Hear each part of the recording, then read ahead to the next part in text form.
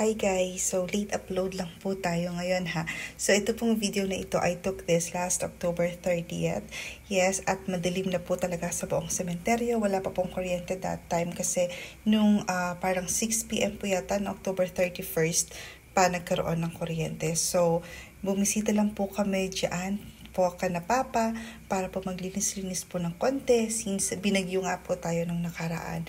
So, ayan. So, medyo kinabi na po tayo. Madilim na po talaga and halos wala na rin pong tao sa sementeryo. Kaya medyo nagmamadali na rin ho talaga kaming makauwi.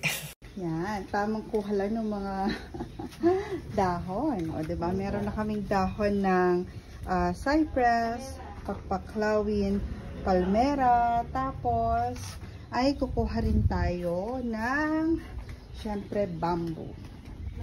Kasi mga maganda po yung panggayak sa floral arrangement. So, kukuha tayo dyan.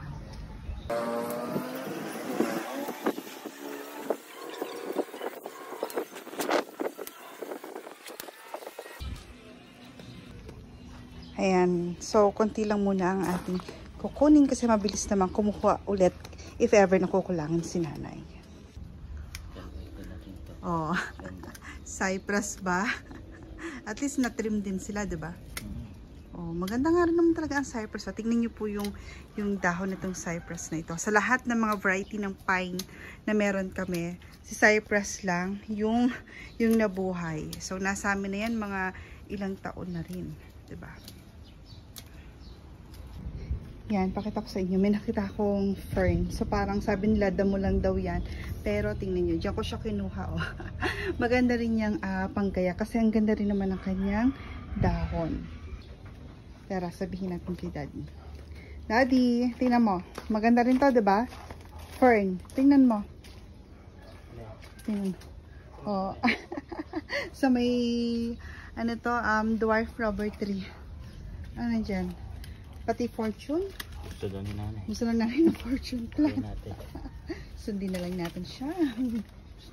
O, diba? Ayan, so pangmukha na kaming ewan. Pawisan na. So, nangunguha lang talaga kami ng mga halaman pang insert sa floral arrangement na gagawin ng nanay namin.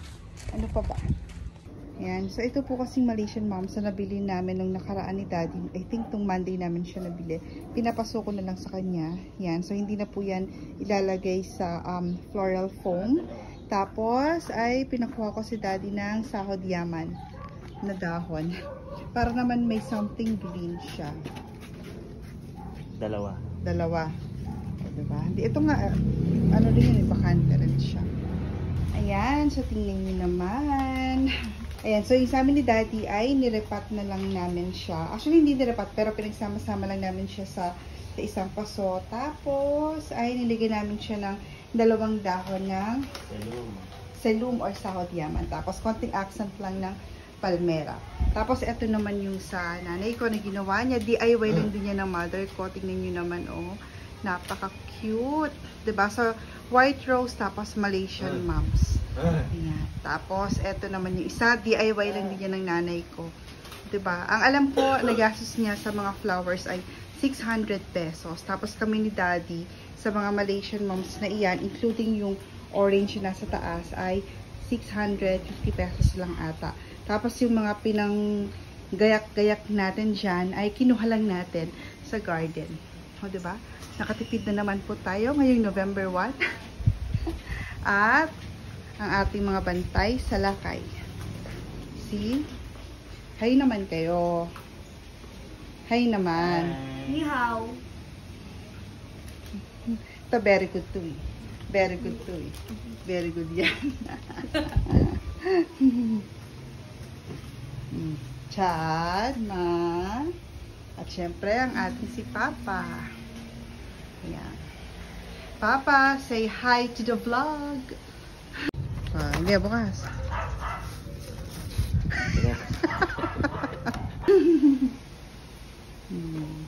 Tapos ito pala, ito ginawa rin ito ng nanay. Tingnan niyo kung gaano cute. Oh, diba? Cypress lang yan. Tapos, yung nakalimutan ko yung pangalan nitong nasa gitna na halaman, pero napaka-cute niyang tingnan. Good morning! Maaga po kami ngayon dito sa sementeryo at kasama ko this year si Daddy David. Daddy! Ayan. So, quick tour lang po sa mga naayos si Daddy kasi wala naman talaga akong ginawa dito. Meron. Yung presents ko lang mahalaga na. Guys, so, hindi pa ka maayos yung mesa na yun. Kasi wala pang lagayan. Ayan. So, ito, nagdala lang kami ng manipis na foam para meron lang pangsapin dito sa set, sa kawayan na set, para at least pag may gusto humiga mamaya, makakahiga. Tapos si Daddy David, ayan, sinafety niya yung kanyang higaan mamaya dyan. Tapos yung mga bata, alternate sila bigayan. And syempre, ating si Papa Olan. Ayan. Tapos, dito, ayan. So, ngayon, umaga, so kita po natin yung mga ginawang floral arrangement ng nanay. So, ayan, gawa yan ng nanay. Ito, gawa namin ni Daddy. Ito, kay nanay. Ito, kita ko dito. Ang ganda ng combination ng color white and orange, no? Tapos, ayan lang po. Very simple lang. Tapos, mamaya siguro mga lunch, nandiyan na rin yung sinananay tsaka yung mga bata.